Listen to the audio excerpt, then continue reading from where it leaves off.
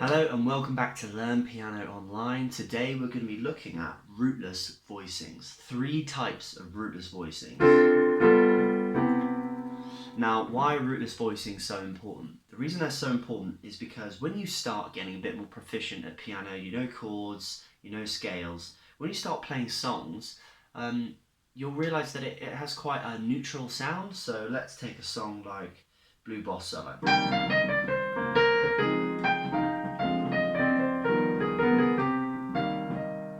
How can you jazz that up? Because at the moment, all you're playing is the chords from the root. Let's take a really simple 2-5-1 in C major, and I'm going to show you how in a major 2-5-1, so D minor, G7 and C, what are the voicings you can do to jazz it up. So, really simple, in your left hand, keep it as D, G and C. What you want to do is you want to play the 7th, the 3rd and the 5th of the D. And then all you want to do is take your thumb and take it a semitone down. Now what's that? That's the 3rd, that's the 7th and that's the 9th of the G7. And then when you come down to the C, you just move these 2 down in the scale. So that's 1 semitone and 1 tone. And that's the 7, the 3 and the 5 of the C. Now,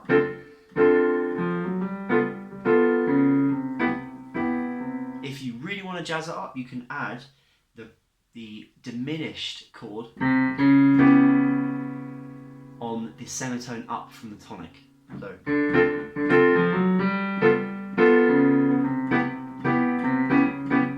that's the really nice sound you get when you're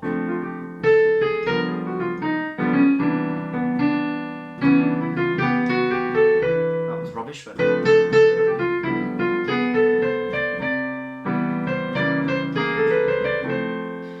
anyway, that's a really nice little first little drop voicing.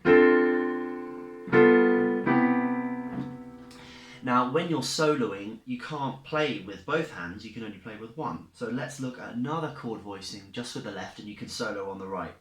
So the first one is to have the major chord that's a 3rd above the minor. So this is D. And then when you go to the G, you just move the 3rd finger down a semitone. And then when you go to the C, you move the whole shape down. Guitarists will love this because guitarists use a lot of shapes, whereas pianists often don't, but it's really important to try and learn them. So that's the major 7th shape over the D. You can hear that crunch, and you move it down. So what does that sound like?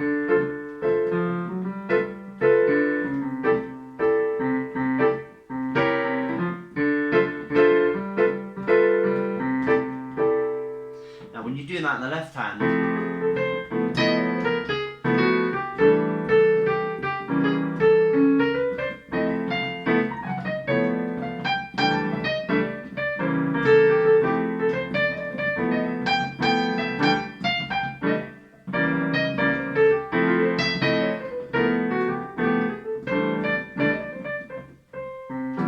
you see how that sound is really lovely. Now when you get that shape, you can do the 3rd drop voicing, which is this. So instead of going here, you move both the 3rd and the 2nd finger down a semitone.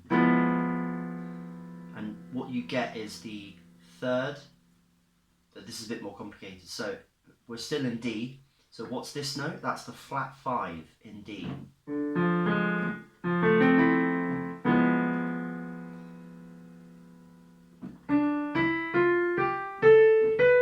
This is the 6th. So you get a really nice little crunch. And then you go back to the C chord with the 6 and the 9. And then if you want to add that in. So when you solo that,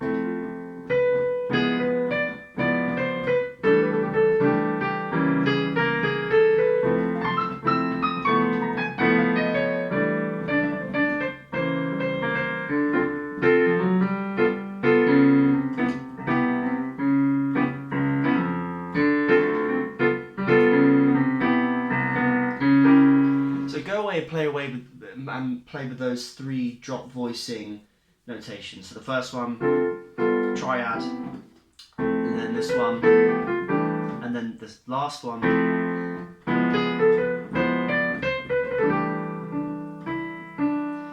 Hope you guys enjoyed that. If you want more videos on 251 or any other jazz tutorials, then make sure you comment, you like, subscribe, and we'll see you guys next time. Thank you very much.